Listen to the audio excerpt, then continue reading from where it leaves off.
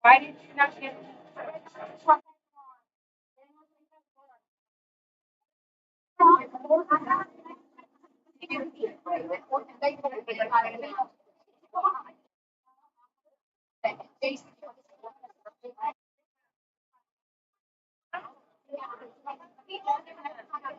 the tailgate?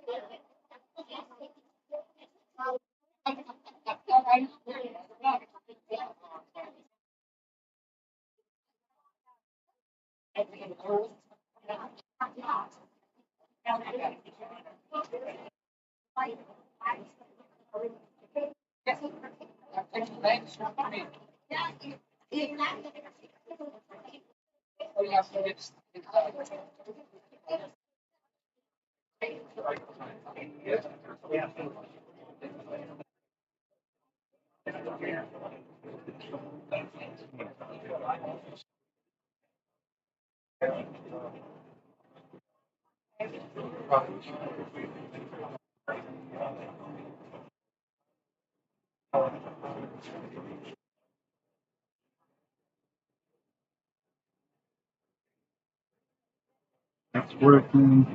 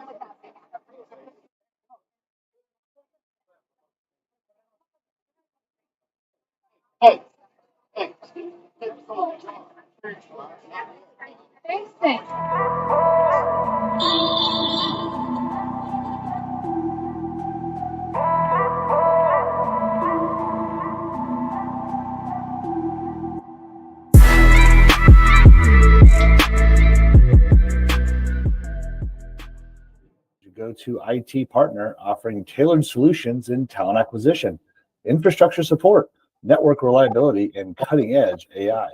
We help you stay ahead by turning technology into a strategic advantage for your business. New Ability, turning your challenges into powerful opportunities. All right, well, welcome to the ever tailgate of the Viking Press Pass pregame show here. I'm Matt Nicol, your voice of Augustana football, and we are inside of Breeden Camp here. We've got the RV here behind us, and as we continue to look down, we've got a host of tents all the way down both sides here of the parking lot. So good day here. It's homecoming weekend. It's family weekend here for the Vikings. So behind me, behind the RV here, we have our softball. They're doing a blue gold scrimmage here. I was over. I met with Coach Jordan Delp earlier on. They had the men's basketball 2 mile. Um, we've got men's soccer game going on. We got women's soccer game going on. There's a lot going on here on campus. So bustling here. There's a golf tournament going on. I believe that's started over there at John Deere Classic. So a lot of good stuff coming on as the Vikings here in a couple hours. The kickoff is 1 o'clock, and we will be bringing all of your live footage here from that game as the Vikings host the other Vikings from the CCIW, and that is North Park University. Well, let's take a quick look here at some of the standings here. So as we go into here in week 5, we are in the 4th game here for the Vikings. So leading the top of the CCIW here is North Central. Again, they are undefeated so far, 2-0 here in the conference, 3-0 here overall. Illinois Wesleyan as well as Wheaton are all here tied atop of the conference. Now, North Central and Wheaton are in the Little Brass Bell game here today, so someone will be coming out of that with a loss, and I'll be curious to see how things really kind of shake out here. As Wheaton, while had a big game against us, barely kind of got past Carroll. It felt like 22-10. So I think today will be interesting. It's 105th day or 105th meeting, I think, of the game, and maybe the 75th, I believe, of the Little Brass Ball game. So Vikings, though. Them, North Park and WashU and Elmhurst are all tied at 1-1 here in the conference. And then Carroll, Carthage, and Milliken still looking to get their first victory here today.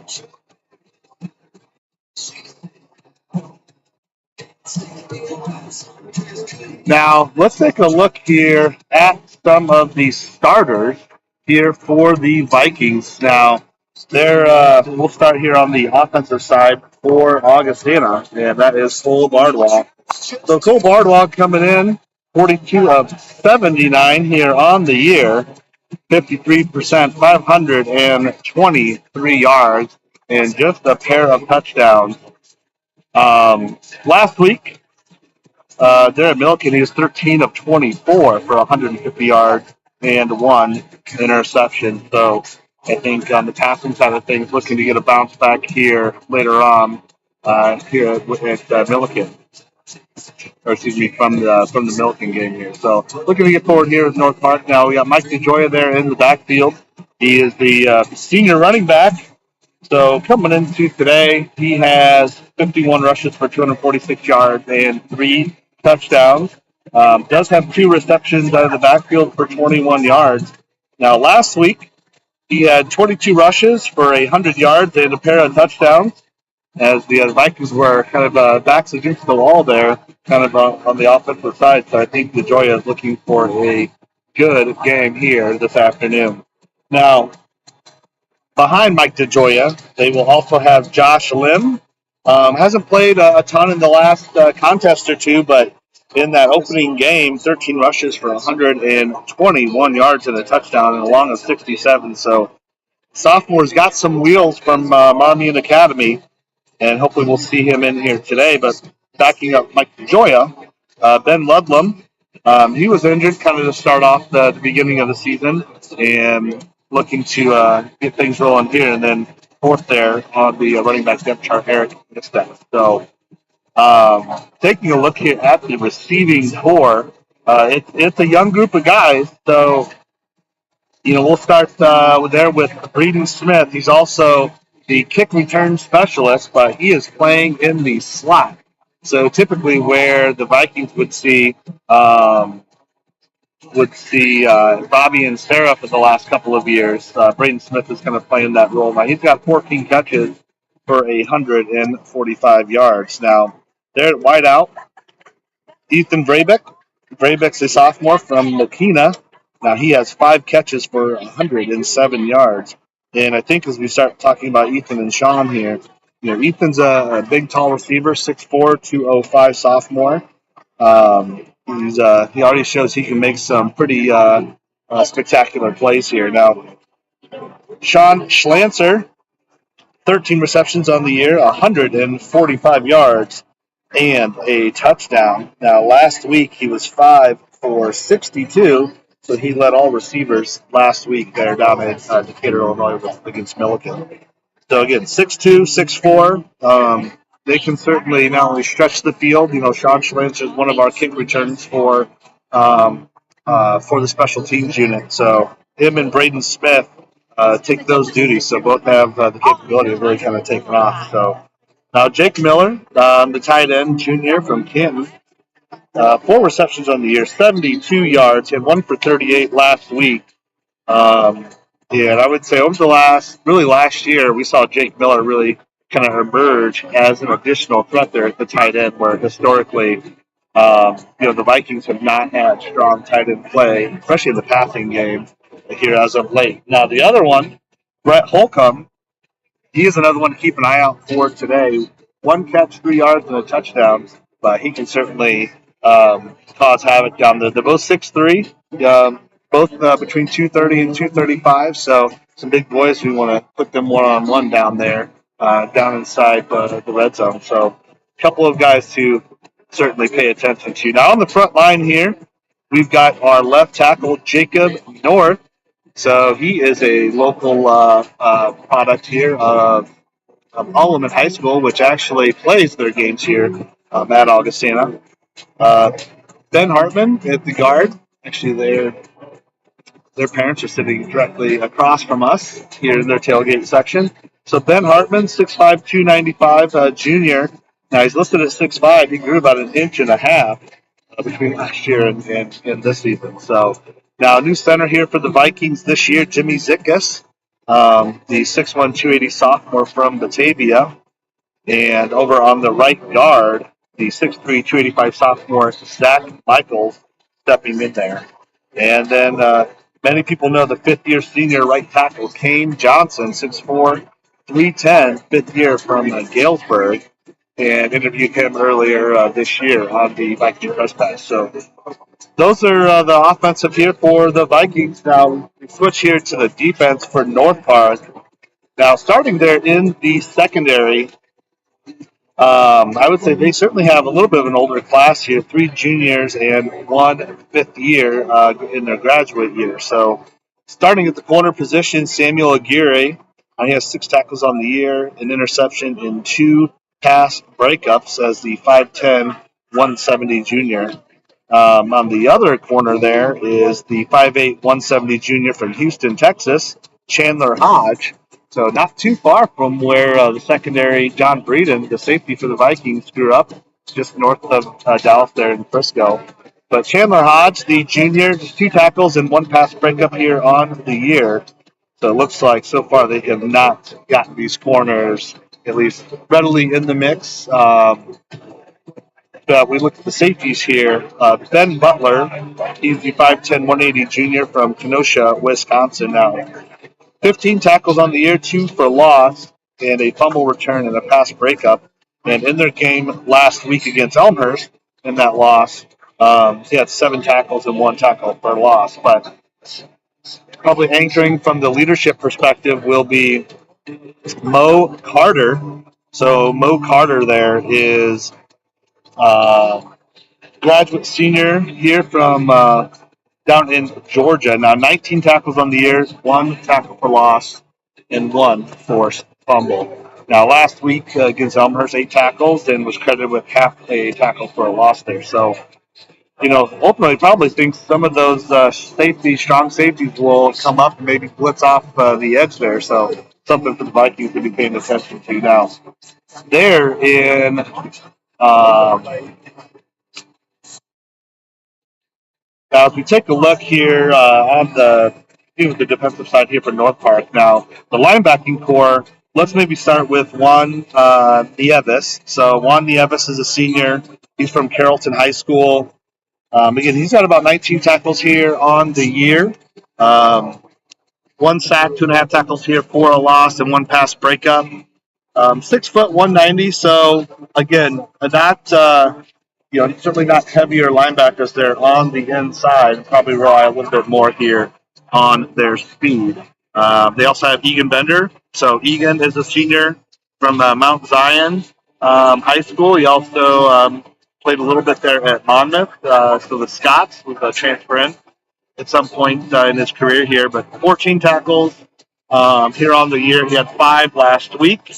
But the big name the Vikings want to continue to pay attention to is that other linebacker, Jaden Miller. He's number 6. So 19 tackles on the year, a pair of sacks, got 4 tackles here for a loss, 2 forced fumbles, and 2 pass breakups. Now, last week, 4 tackles and 1 for loss is the fifth-year graduate there. So 5'10", 195. Now, he was named to D3Football.com's National Team of the Week for the 3rd time in 2 seasons. Versus the Big Blue we talked about. Had a couple that were for a loss, but I think they're crediting just here 4 tackles, 1 for loss. But nonetheless, he's one of 3 in the CCIW to have multiple sacks and tackles for loss in 2 games really this season. And he's the only player actually credited in the CCIW with more than 1 forced fumble here this year. Up front here for North Park, you'll have the defensive end Theo Smith. So he leads all tacklers here on the line.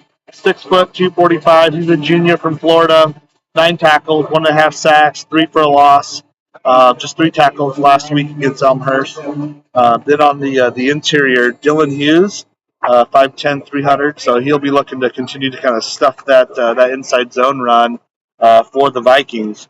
And on the other defensive tackle, Isaac Chandler, 7 tackles, 2.5 for loss, and a half sack credited here to him. So, and then on the other end, JT Thomas, not Jonathan Taylor for those home improvement fans, but 8 tackles, 2.5 tackles for a loss, 6 foot 250 junior from Indiana. It looks like he also played a little bit at Mishawaka in Ball State prior to going to North Park. Now let's maybe cut and let's take a quick look here at the start for the Vikings. And we will start there in the secondary. So they're let's start at the corner. Let's start at the field side corner. That's Darren Oregon, and 10 tackles on the year. He's a junior from Aurora, Illinois, Oswego East. I interviewed him earlier this week, and we'll actually play that interview here for you shortly. 10 tackles for a loss, 10 tackles on the year, half tackle for a loss credited to him, 1 interception, and 6 pass breakups. Now, last week against Milliken, 5 tackles, and he had an interception there late in the game with about 4 minutes to kind of seal things here for the Vikings. He's really stepping into that Nick Harper role, who's played that boundary side corner here for the last 2 years.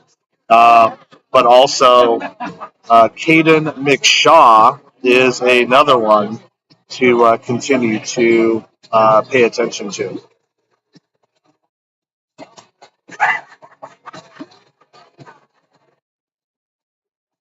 So Caden McShaw, he is the backup there to Braden Houchins over there on the corner side. So 8 tackles, 1 interception, 1 pass breakup so far on the year. He actually came in his first series here at home against Simpson and had a nice interception. So continue to look for him.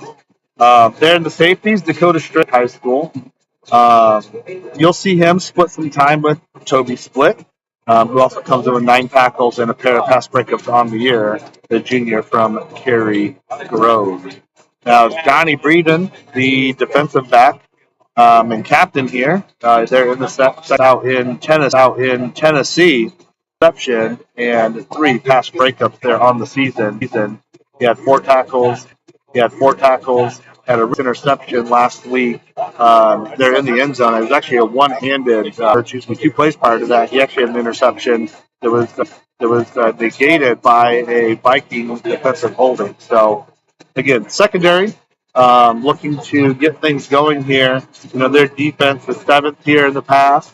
So we'll really start to rely here on some of those under coverages, both the linebacker spot and they're in the secondary. But we'll get a test here with Northbard. Dylan Burton, linebacker here for the Vikings. So coming in, he's got 29 tackles on the year, half tackle for a loss. And inside Ruckus Hunkins, I interviewed a few weeks ago. Also a captain here for the Vikings on defense, 14 tackles for the year, a sack, and 4 tackles for a loss. Now, lastly, Luke Willis, that weak side linebacker, 12 tackles on the year.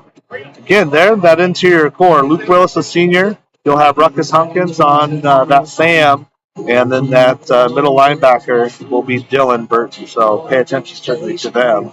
And then as we move to the defensive front here for the year, number 35, pay attention to him. So Dick Hogan, a junior here from Girard, Illinois, and Ryan Gustafson, the other junior from Cary Grove.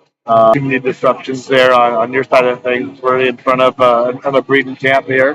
But we take a look out here. We can see a lot of the Vikings kind of getting set. Donalds and continue to go down. We've got Coronis. Straits are right next to us. They're grilling up here some flapjacks. And got the Bardwas and a number of folks that are continuing to kind of move down this path here. So we're out here right in front of breeding camp, and things continue to go well here.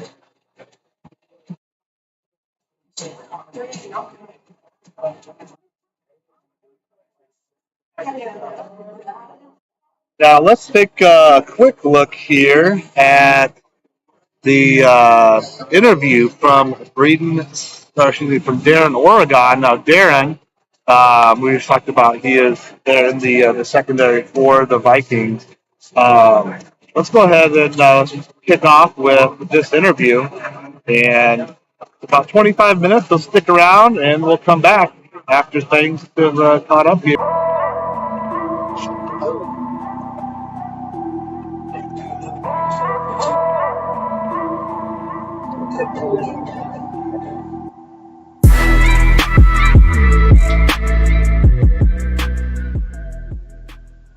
This episode is brought to you with the help from Newbelity. Newbelity is your go-to IT partner offering tailored solutions in talent acquisition, infrastructure support, network reliability, and cutting-edge AI.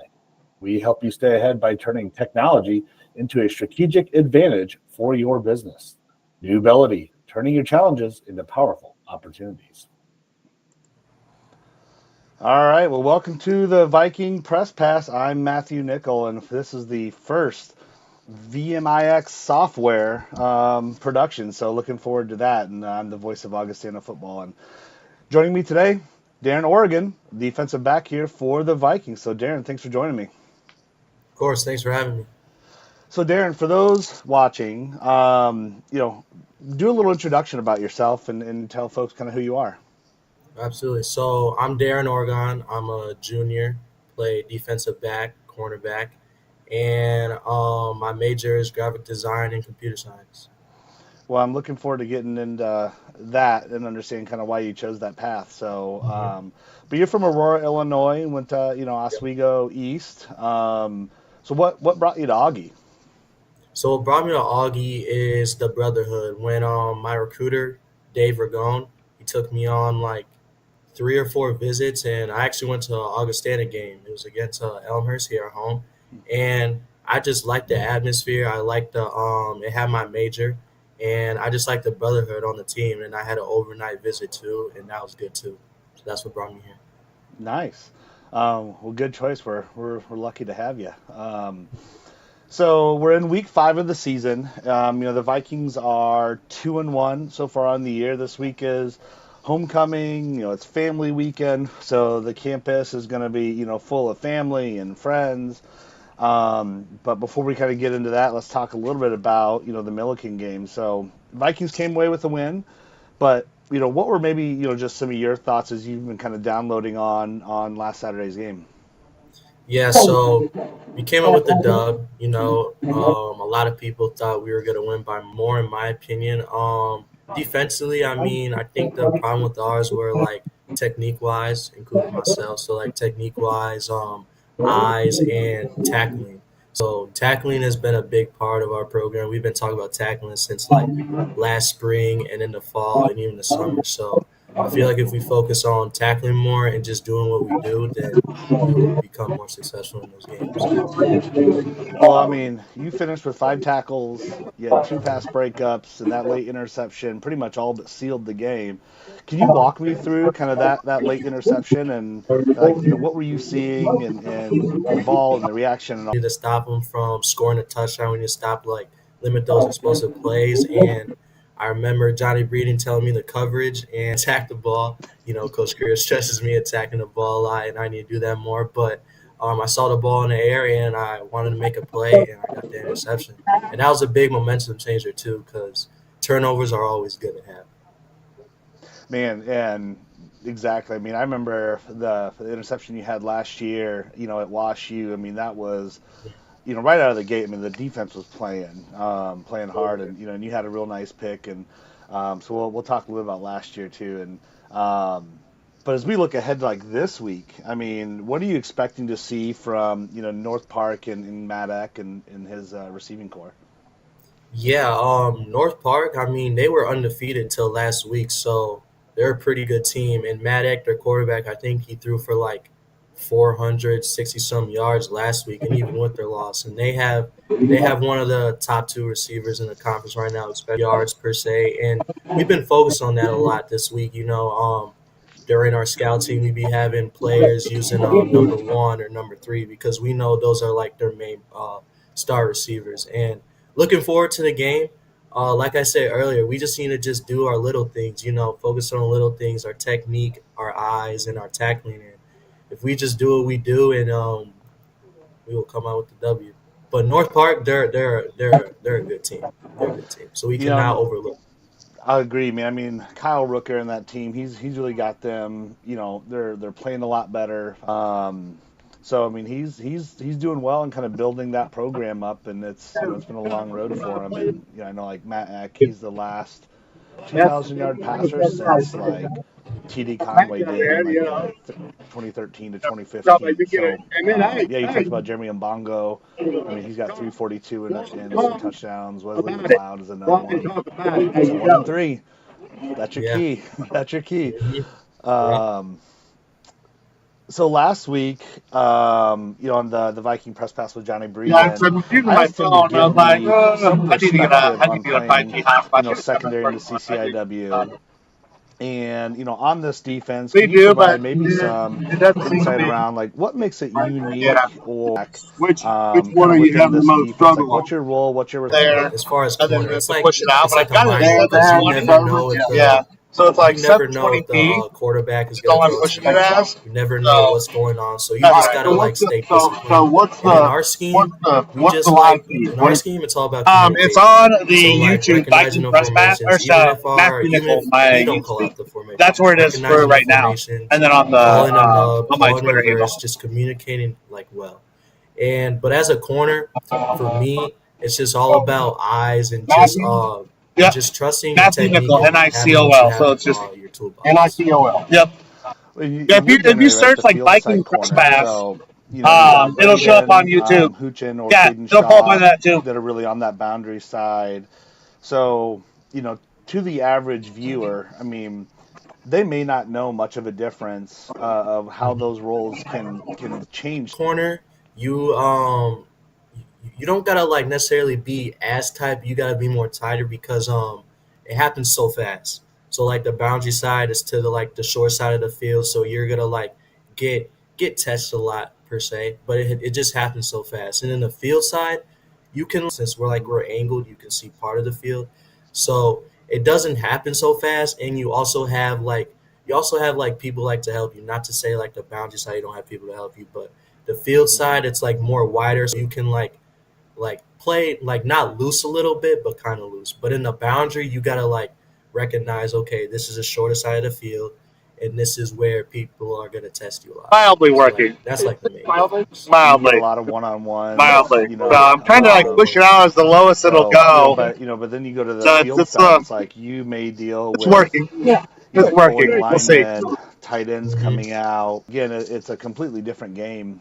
When you get Hmm. when you get over to that side, and Do you like what kind of play do you like? Do you like to be physical, play tight? Like what's kind of your style? Like I was a big fan when I played. I was basically in a bail technique, and I wanted to come back to the ball. Because I wasn't the fastest. So, how do you like to play, or if you're at that time? Yeah, I feel like for me, going back from last year, I wasn't really that much of a physical corner or like boundary or field, but I think this year I implemented like being more physical, putting my like hands on the receiver and making them not go anywhere. But I'm more of a like change up my technique. So like either if it's glide, press bail, or scooch, or press or catch man. So I'm more of a change the technique guy, and then when I get to my technique before the receiver, and like that's like automatic 100% because now I can control your route, and now it's just like just play football. Yeah, absolutely. Well, you do it well. You do it well. Thank you. So, Coach Career, what's All his right. leadership style kind of like? Uh, Coach Greer's leadership style, it's pretty. He's pretty vocal. He breaks down film a lot. He gives us what we need, and on the field, he's pretty vocal too. He'll like change up the coverage, or when we go off the sidelines, he'll like tell hey, Do or whoever's out in the corner, you're playing too loose or you're playing too far, like kind of like challenging a little bit. So he loves to give us that type of feedback, and he loves to like, so and let's, he'll get up in your grill if he remind me, feels like it. Like he'll tell you so what do he you do needs for to know, or Dr. what Phil you need to show? know, and PA production. what you need to do. Okay. What does that What entail? type of What like are expectations does he like to set? Kind of for the secondary. Like, what are some of his maybe like non-negotiables? Playing in the secondary. Yeah, so some of his like non-negotiables is just eyes. So like he Production talks there. about eyes, I like like it. getting your eyes off the QB, getting your eyes off I like it. So if like it's all during situations, scramble, it's like, get your eyes off if you the want to QB sure and use get it to this, the I'm receiver. like, But oh, okay. a lot of his non-negotiables Because is of just what I do. discipline. Yeah. It all comes down to discipline and just I think technique if and stuff. I went, So he's more of a like, what's your plan? And then when you like if know I your Technique you want to run with based on the coverage, then? um that's Yeah, not too kind of. bad. If we're like more in That's like not a too bad. man technique, then I'll like, Yeah. kind of switch up our like, technique, catch man, scooch and all that. But if we're like in like a cover three per se, then I'll just stay in my glide. But it just all depends on like what formation they're in Yeah. and what technique I want to use to make myself successful. Well, and it's good. I mean, you think about, scouting, you never want to be running the Yeah, same so this is technique you just see like for, how Yeah. much of a every target delay and become a tip. hmm So it's it like, is. so you got to play with that, right? Shade inside a little bit, even though you want to get outside and press Yeah. them in. Like, there's a lot that Which is really odd because it's happens, supposed to out be there when it's in plugged in, in the corner department. it's Man, supposed you to be work able on to an pull it island right through. hmm Yeah. real quick. Um, so last year, It doesn't you and seem to Nicol were be second team, connecting. honors at cornerback. You both No. combined for 10 interceptions. There's a lot here, by the way. Harper led the Well, it's really CCIW. more You like were the tied, connection with of second here. before. After the Isthmus Bowl game, you finished third in total tackles So if I do on the the team at hotspot, it's fine 56. there. You were But second in solo at it's supposed to be 47, when I just behind plug in Tim direct. I don't know if Sweeney's it's just because it's 48. not a hmm USB So you had direct, four interceptions, a but it's touchdown. You also started all unloaded. 11 games. Should it be You were one of highest? 8 Vikings Highest recognized on the conference team. It's make like, it man, it happen really felt like last process. year as a Like it was working. going into this year. I mean, how do you change those Switch to expectations, like USB for if you're plugged into yourself, a USB, right? or Well, really it your should kind of be, your but it's self the expectations that USB they've kind of C. stayed the But same? again, it's How not do you kind of like approach this year? Coming off a it's year like that. not Yeah. sending So it, I which mean, is like you odd. said, like last I year would I have had thought it would have been. a good year and stuff, but now it's like, how can I build on from last The year? other thing I could always What can I do do to make myself is more versus doing successful last year? that. Because now it's like, I've okay, got yeah, I have 11 second minutes team again. conference, but I'll now it's like, okay, close that. what I'll can I add the do to get that first team, or video, what can I do to like camera help me in input. order for me to be a more successful football player? Because we all know that I had a good year last year, so now it's all about how can I build upon that, and how can I help myself, help the team, help the secondary as a whole. Absolutely. One of the things that on the other conversations I was having yesterday was centered around changes to the clock this year. So the running Hmm. clock, you got the 2 minute halves, that it's not stopping after first downs. So, one of the questions I had kind of posed yesterday online was around, um, total plays. How is that impacting this game this year? And are you noticing any impact on the field, whether that's like, does it feel like pace of play, has increased a little bit? Any perspective on that? Yeah, I feel like every game, every year, the pace of play is gonna like increase. Like the amount of play is gonna have like I think it's 6 seconds or 4 seconds the plays every play, but it's only going to increase from there. And yeah, the clock management, I feel like the biggest part is I always forget this, but the 2 minute warning, they Mm-hmm. implemented that like second quarter and fourth quarter, and that's like basically okay. Let's Five. all regroup. Let's all like make I sure we're on the same page. I'm But just gonna those I'm two things gonna are like I'm gonna mainly like the two different changes. stop using my Yeah, because hotspot. as I think about Yeah, allowing that the immediately helps. offense So I'm just gonna additional time, right? use the You get HD out of camera on bounds, this, Hmm. and the that'd be old easier. format, right? And Because I have obviously where you my gain a first Nikon down on DLS bounds, in the